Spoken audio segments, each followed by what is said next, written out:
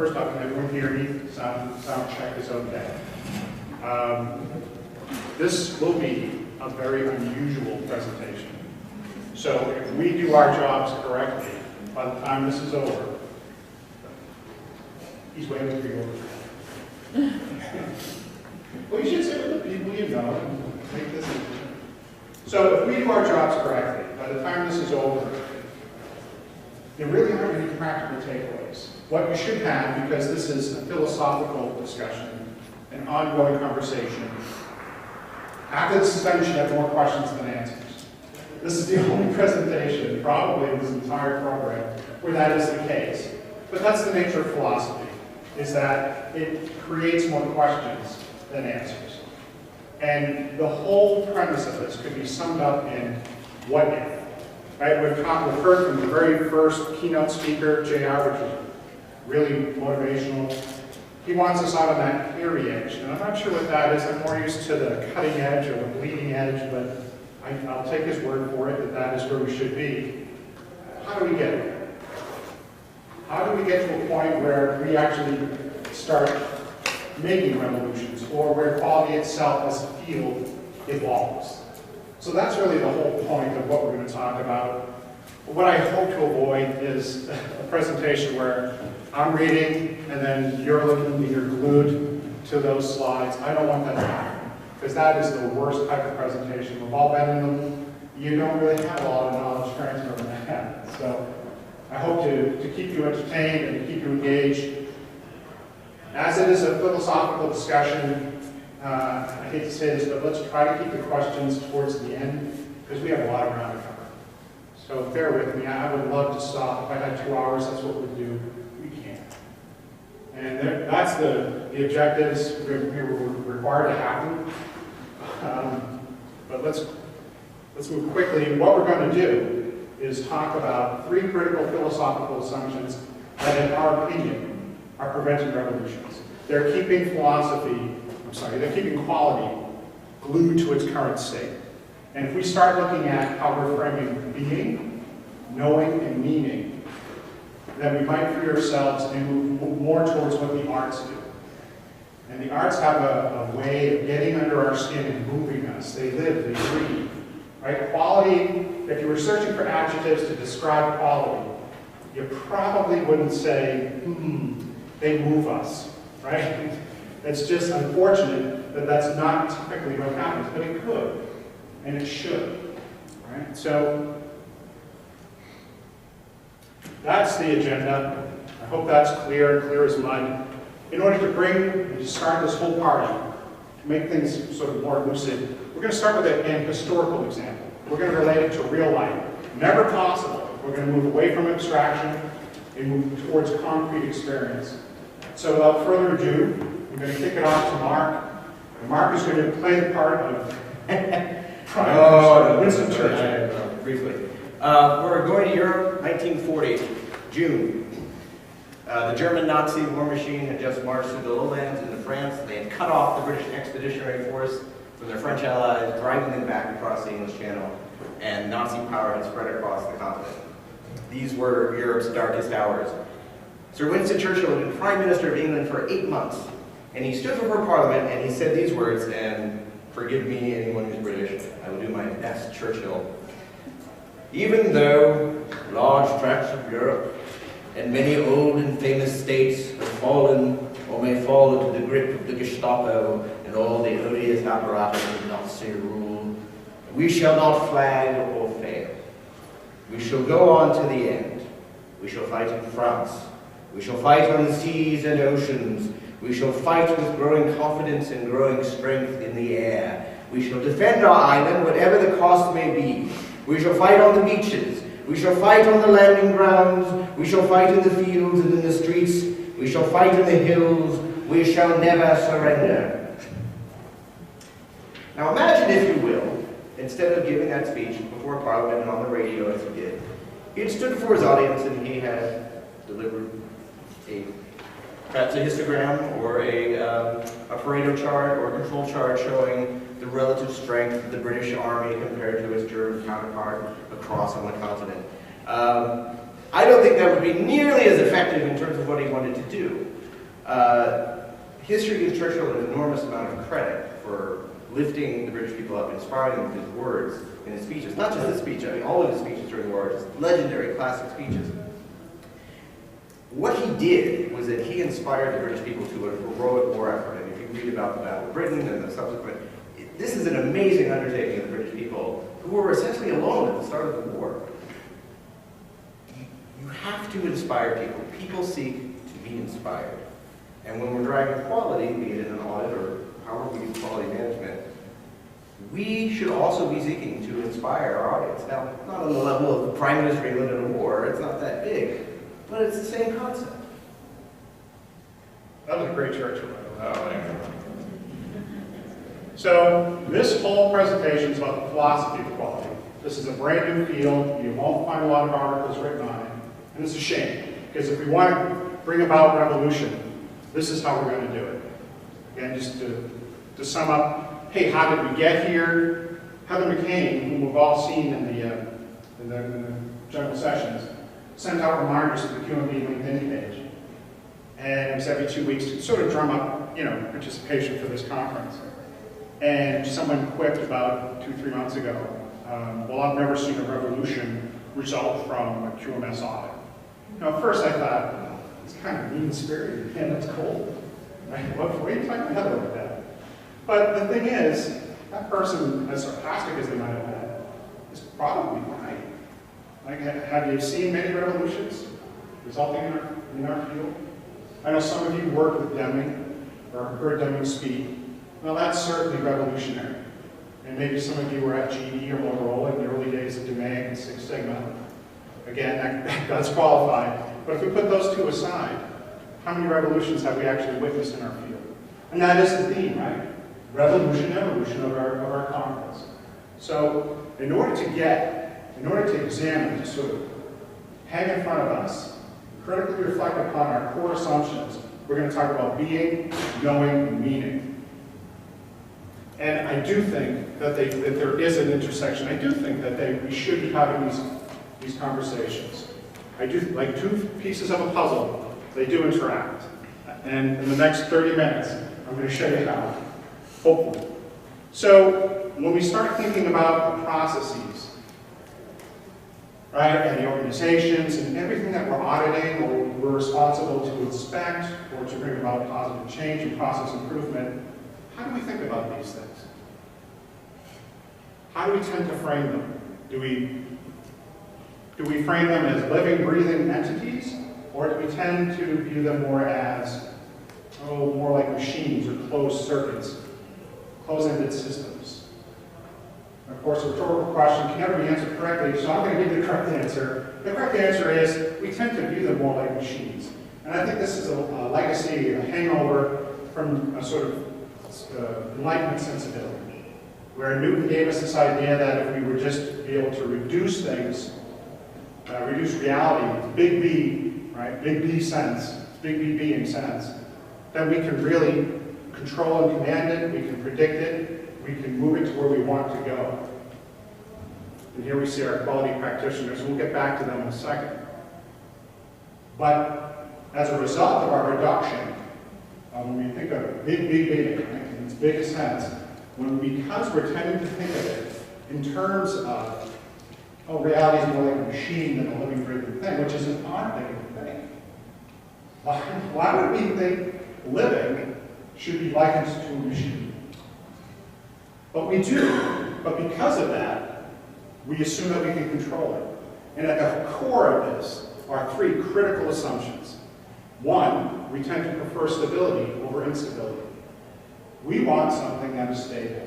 What good is a machine that is unstable or unstable? If your car is not stable, would you like it? Probably not. Maybe even in this market, you would go and get something new. We also tend to think that with cause and effect, that if all causes are proportional to effect. We think that, just like, remember that in high school when you had physics and you had billiard balls rolling across a billiard table and you talked about kinetic and potential energy and how everything seemed to be proportional as it moved from potential to kinetic or actual energy, right? We want to think of reality and the very organizations and processes that we inspect and live and breathe and touch in terms of proportional cause and effect. So we've talked about how we prefer stability because of this viewing of reality more as a machine than a living, breathing thing. We have our control and command preference, and then we also like stability. So that's big being. Now another way that we can talk about being, a frame being, is in terms of little being, right? When I talk about you think about individuals. When we stop thinking about the big B question, which is fun to think about, but when we bring it down, what we tend to think about is what is the very whatness of that thing. If I want to define something, I bet most of us are going to assume that we can grasp it. We can define it, we can put it on paper. What makes a leader a leader? What makes an auditor a good auditor a good auditor? We believe that we can capture it and define it, and we call that an essence. Maybe it's not a term that you're used to thinking. Maybe it's, the first time we've ever seen it is here. But we do have words in our language that reflect this. For instance, the quintessence. Right? Have you ever heard of that term? And what that term means is you've caught the fifth essence, or the very core of what a thing is.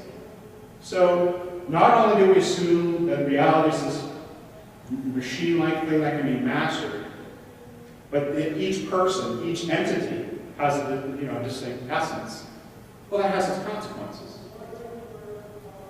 Because of that, we know that a leader, that's the little icon at the very top, is distinct from the follower. And that's the little, little graphic at the bottom. And notice the size of the gears. The gear at the top is bigger. You have a larger gear, you have more torque.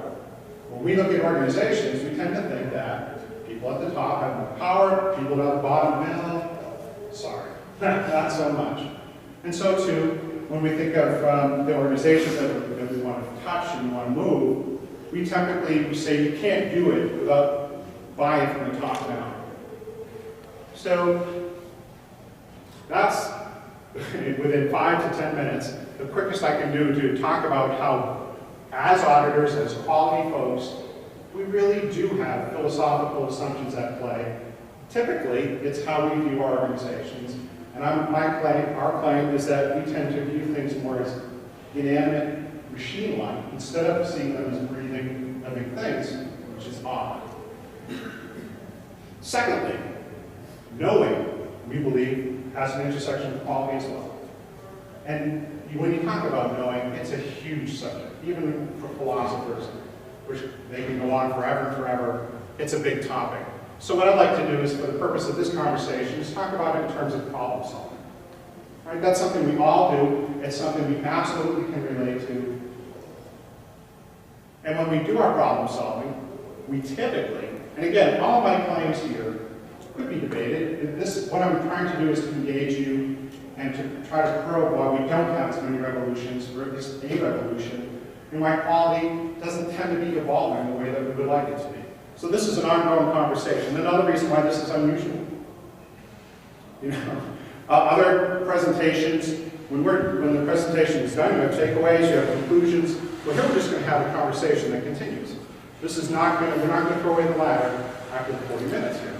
But when it comes to problem solving, my position is we tend to view ourselves as distinct from that which we're solving. Which is curious. In the last keynote presentation, what we heard was you ought to be embedded, right, in the process that you want to fix. There ought not to be distance. But yet, when we look at problem solving, we typically assume disjunction and separation. And that's the same thing we saw in the last slide.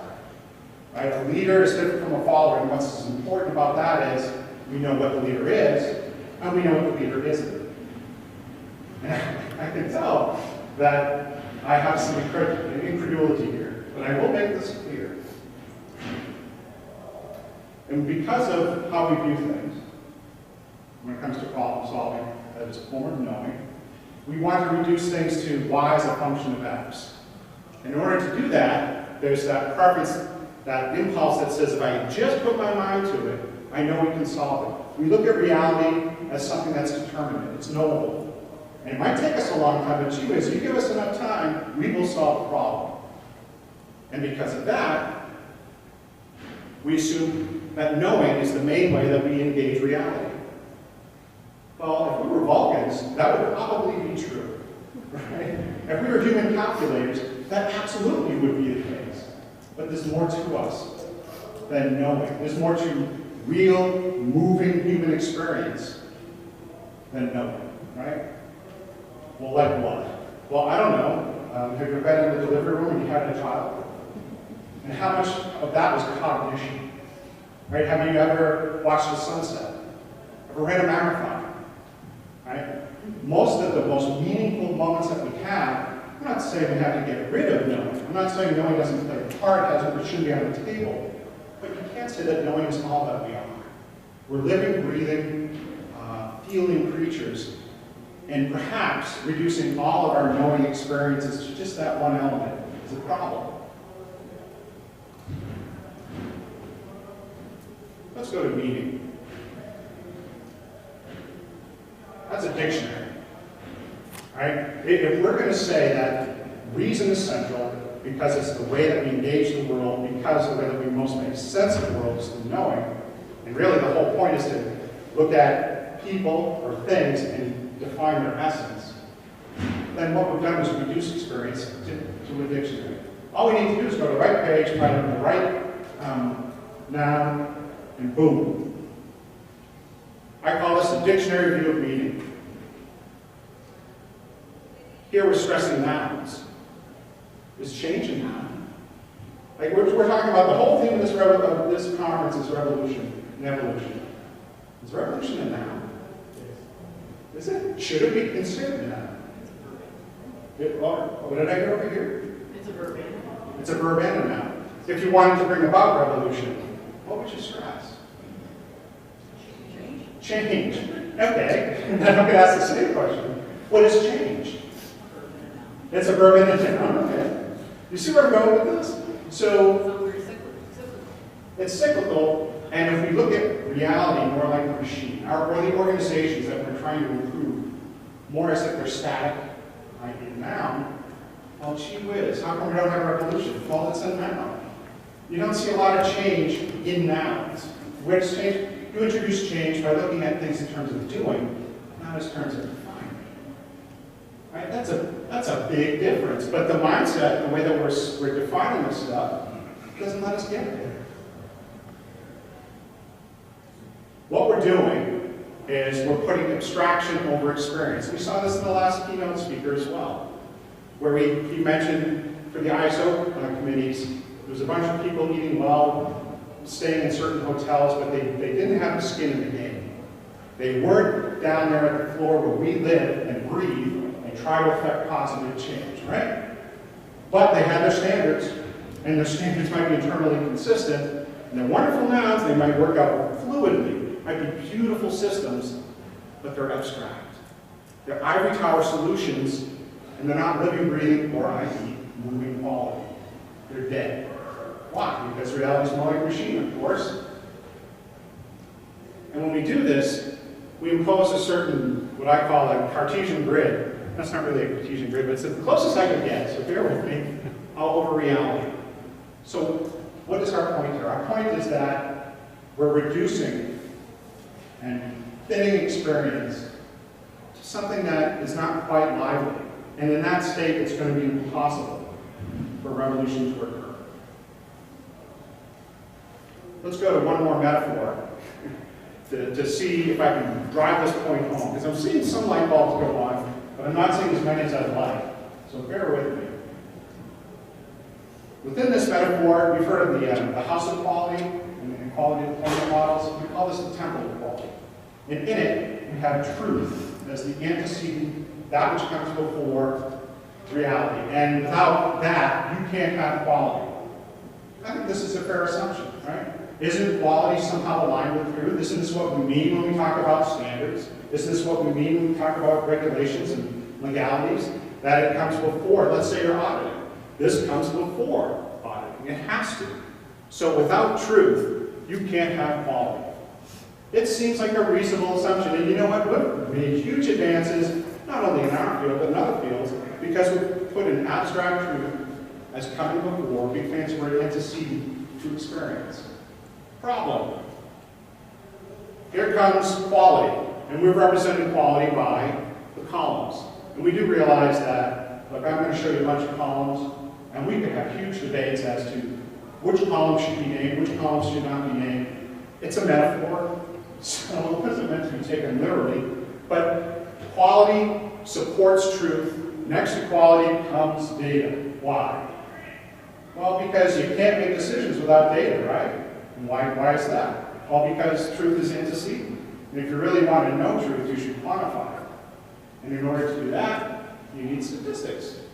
And then, if you really want to compartmentalize quality, why then you need bodies of knowledge.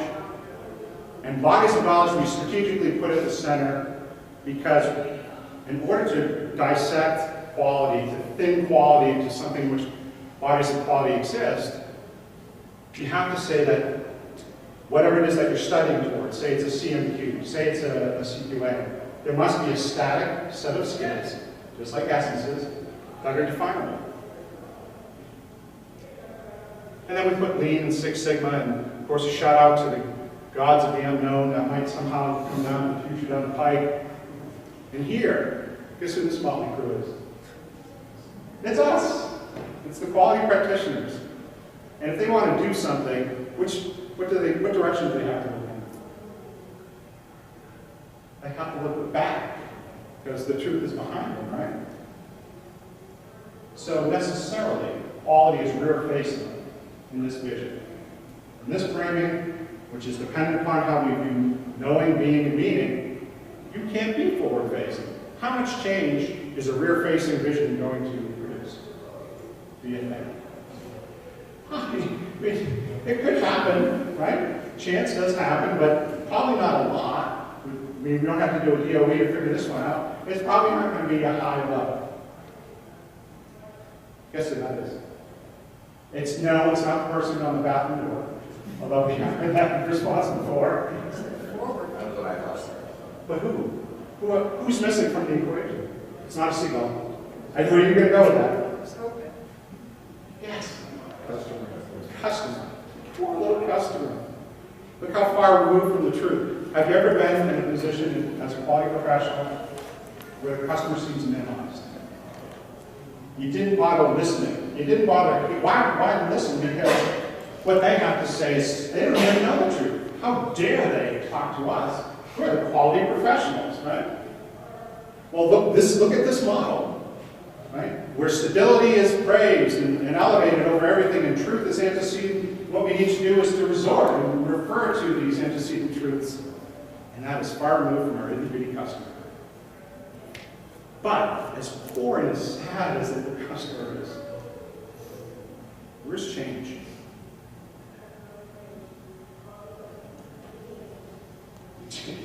Change can't be represented visually in this metaphor. It's a visual metaphor with a visual analogy. Because change isn't real. Well, how do you know change? That's a silly thing to say. Our jobs as quality professionals is to eliminate bad change.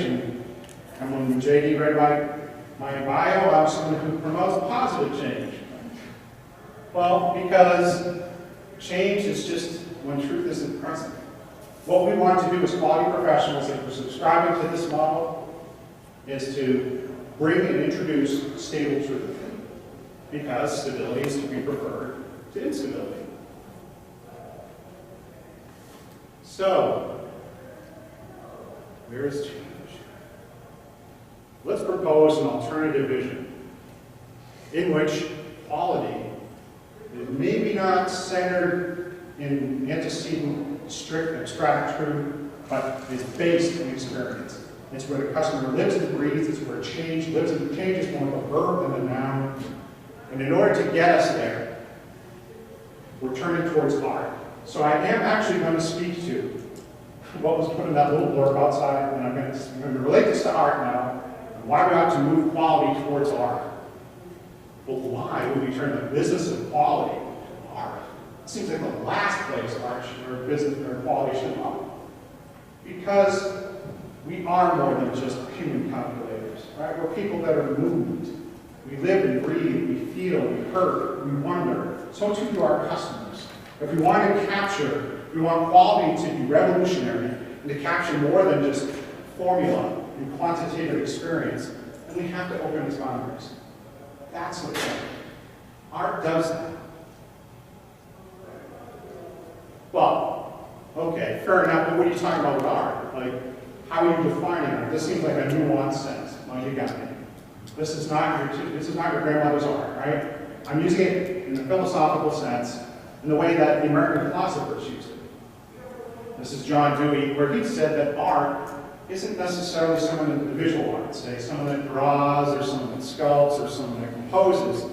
This is art that's prefigured in the very process of living. But what does that mean? It means that baseball could be an example of art. If someone was so inspired and dared to breathe their imagination into something, or they took the most ordinary element and tried to transform it, wouldn't that be great?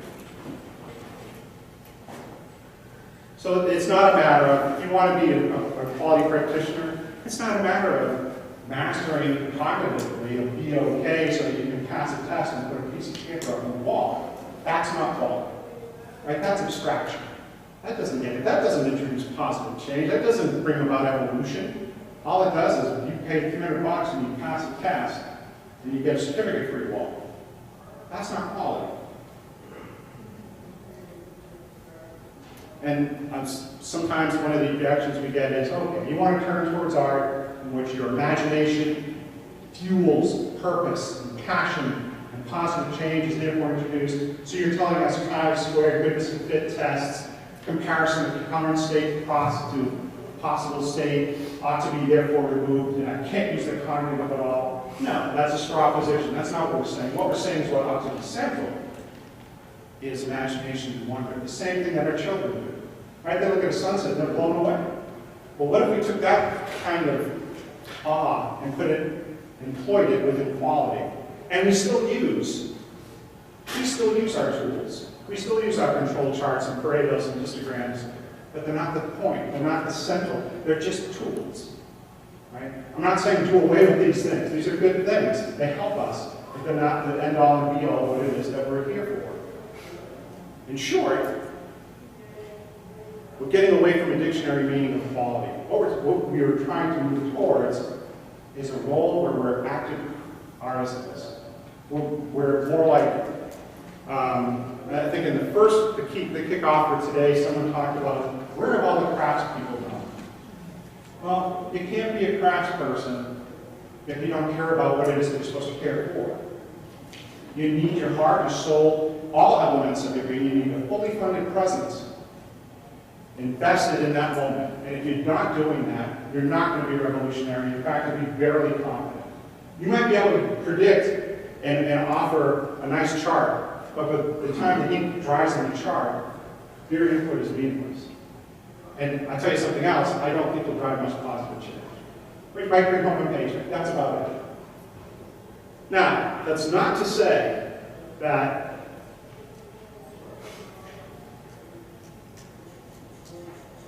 actually, does anyone know what, I'm going to take one step back. Does anyone know what who Copernicus was, what the Copernican revolution is? Go ahead. Copernicus, the guy who wrote about planets and we're not Earth-centric or heliocentric. That's right, they're geocentric versus heliocentric. So anytime you have a revolution that's really astounding, it's always compared to Copernicus and called the Copernican revolution. And he said, no, it's not that the Earth is at the center, but the sun is at the center. So I'm calling for a Copernican revolution, which is not abstraction, not all this other stuff that we talk about, the way that those three assumptions, I'm saying reject them. Let's put experience at the heart. That means we have to be involved. It's not a matter of applying the right formulae in the right manner. It's still important to use the formulae, but those are tools. So it's more than just knowing the facts. You need a full and concrete presence. And when I say concrete, I don't mean the stuff.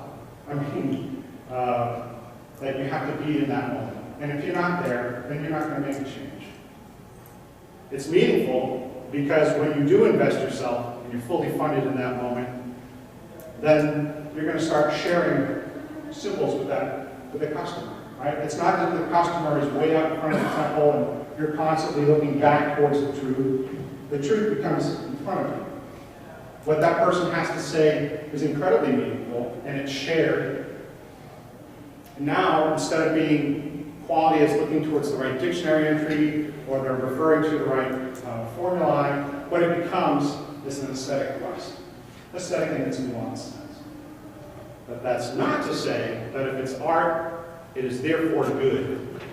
Mark, I'm going to turn it over to you, so you can wake him up a little. All right. Hang on. I'm down for this one. So I actually, just have a background in music. I actually studied opera, and I sang with Brooklyn Opera Company for a couple of years. And there's a legendary story from the 1961 San Francisco Opera Company that is a kind of a great lesson in what happens when you don't share that culture with your intended audience. In this case, the San Francisco Opera was putting on Puccini's opera Tosca. Some of you may know it, most of you probably don't. But the last act takes place on a rooftop castle prison, and the leading tenor character is about to be executed by a firing squad by the villain. Now, the firing squad was composed, because they're non-singing extras, of a couple of local college students who had no familiarity whatsoever with opera, but they were brought in just to be extras, put on the costume. All they have to do is walk on stage and shoot the leading tenor. By some unfortunate circumstances, the dress rehearsal was canceled, and the director never did any rehearsal work because he thought the firing squad had no importance. So it got to opening night, 5 minutes before they're supposed to go on in the third act, and they still didn't know what to do. So they finally get the director on the side of the stage and say, "What do we do?" And he says, "Okay, boys, it's really easy. You see this officer here with the sword? You follow him on the stage, marching out. When he raises the swords, you lower your rifles. When he lowers the sword, you shoot. And that's it. That's all you got to do." And they're like, "Oh, okay. Wait, how do we get off stage?" He said, "Oh, exit with the principals." Now that's stock instruction in opera theater that you exit with the lead characters. It's for crowd scenes, easy instructions that just kind of throw away. So what the opening night audience in San Francisco saw was this. The firing squad marched out on stage, but there are two people on the stage. They hadn't been told that. There's the leading tenor and Tosca, the heroine herself. They weren't told which one to shoot. Some of them point their rifles at the man. Well, he's singing, and he's gesticulating, and they start doubting. So they pointed towards the woman. She's really gesticulating violently. But, by the music, it's evidently a tragic story. It's called Tosca. This woman is Tosca. And so it happened. By a perfectly logical deduction, they shot the wrong character. To their amazement, some 15 feet away, the tenor falls down dead on the stage. Now, consumed with their embarrassment over that mistake, they didn't notice that the officer had gone off stage. That was the principle they were supposed to follow on stage. The only other person left on stage is Tosca. And she's crying over her dead Mario, her boyfriend.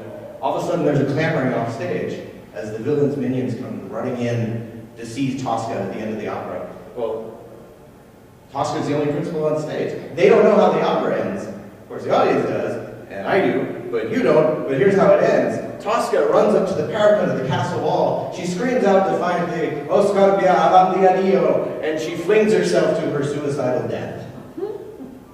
Our beautiful firing squad, exit principals, marches up, and as the curtain came down, they flung themselves to their doom.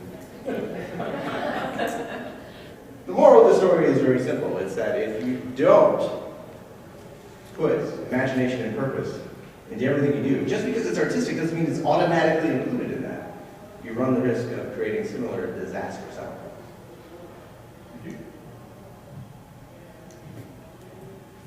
So the reason we have a planet here is because we want to move more toward a living, breathing, non-formulaic, non-abstract rendition of quality. And again, we're not saying you can't use your tools. You can't refer to your NP, your P-charts, whatever, your P-values rather. But what is first and foremost, don't be like the director of Tosca. Get invested, use your passion, right? When you share purpose, you're incredibly powerful. Purpose is that which can move us. And that's what quality should do. It should move us, and it might move us in the wrong direction. It might move us towards something we shouldn't have tried, but at least we have tried. It will move us and fuel us. And that's what we're hoping for.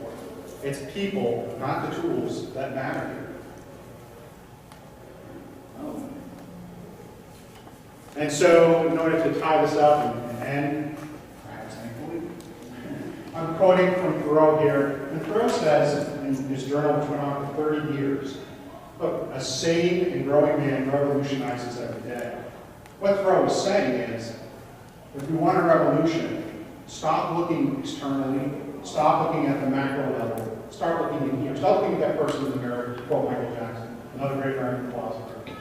And engage. Use your imagination. Don't rely on the formula. Don't rely on these control charts. Understand put yourself in that moment. Join. Stop making a line between you and your customers and blur that distinction. Because if you don't, you're probably not going to be as efficacious as you possibly could. And I don't think this will happen, but if you want to continue this conversation, and I hope that you will. Again, this is just the start. It's not the end of it, I hope. Here are some additional resources. I do have a blog, movingquality.org. This whole thing came from a journal article I had published in the Journal for Quality and Participation. If you wanted to read a more academic treatment of it, you could get it there. And I'd just like to open up the questions. Sure. Well, more of a comment. In my experience, as quality, we get into performance requirements. So we make sure that the product performs. But a lot of times, as a quality manager, we're talking to production, and so well, that's not going to sell the product. So well, yes, it is because it performs. A lot of times, I turn around and say, well, would you buy it? Put yourself in it's, take out that, like you said, that machine thing, it conforms to whether you would actually spend your money on it. I mean, you can, this is why, clothing has to be different colors and patterns and everything, and a shirt's a shirt's a shirt's a shirt, but different people want different things, and I think that's when that artistic quality comes in. And then I ask myself, do I look at something? Yes, I know it performs. Yes, I know this is spec. Yes, I know the control chart does this. But when I buy it, would I want this product? Would I accept it? Effective or Right. is it efficient? But also, I think I hear you. What you're saying is, if we rely on the standards, and there's a number of different ways that something can be intended to seek the truth. From the roof of the temple and metaphor of use. If you rely solely on that, you're missing that lived, concrete element that you're bringing out so nicely. And you can get by. You can make a career doing that. But how much change, how much revolution or evolution is going to be realized if you do stress that? And that's the challenge, the problem that was in front of that. Thank you. I'll click my Thank you, Mario. Well, I took away a different perspective than the first speaker. I kind of linked it to Paul Tom's presentation at lunch. I loved when he said, Monday, go to work and burn your quality manual. Because I see that as change, that there's an opportunity for change, potentially.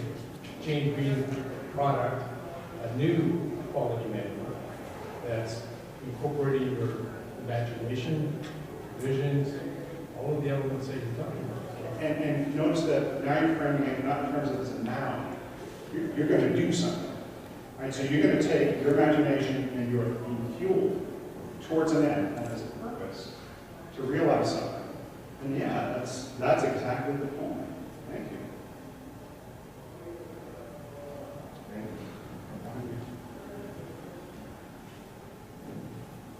I was looking at your model, and one thing which is maybe can be added to the model is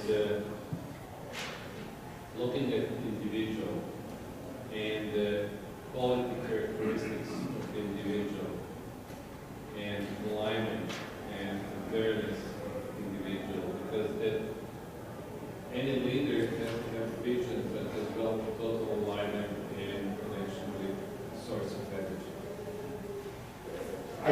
You know, if I didn't bring that out enough, then thank you. I thought that it was there, but you know, in any given presentation, sometimes you might bring one thing out and the next time something else. So I'm sorry that didn't come out, but I do think that the setting, the context, should be central. It has to be, because the context is where the meaning is found. It's not found behind you, it's an antecedent truth. It's found in that moment. Sort of an anthropological point. But yes, I agree with you. Specific. Yeah, and this is like the classic example where the director assumed his audience, Firestone, they knew the story. He thought they were in the culture. He just couldn't fathom that they didn't know what they were supposed to do. And that's the same kind of concept. You have to know your audience. You have to know who you're addressing. You have to understand their specific cultural differences. And you're going in different settings a lot of times, especially if you're doing, consultation work.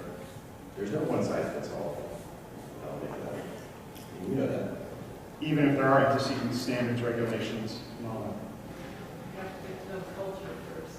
that. The moment. Before that, the moment, the magic happens. And you can't get that just relying on this. If we lived on Vulcan, then perhaps we could.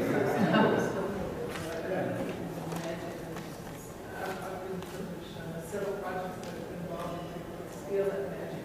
And it is a magic that is compassion with all the same players that the project comes together and creates something new. And was it predictable? And was the effect proportional to cause? No. And you have this little something that exploded, kind of like Apple, right? Was that something that was proportional?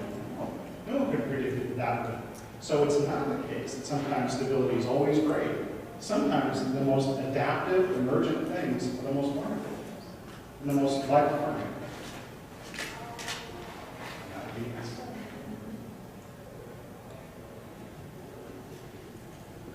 think we're done. All right. Thank you. Well done.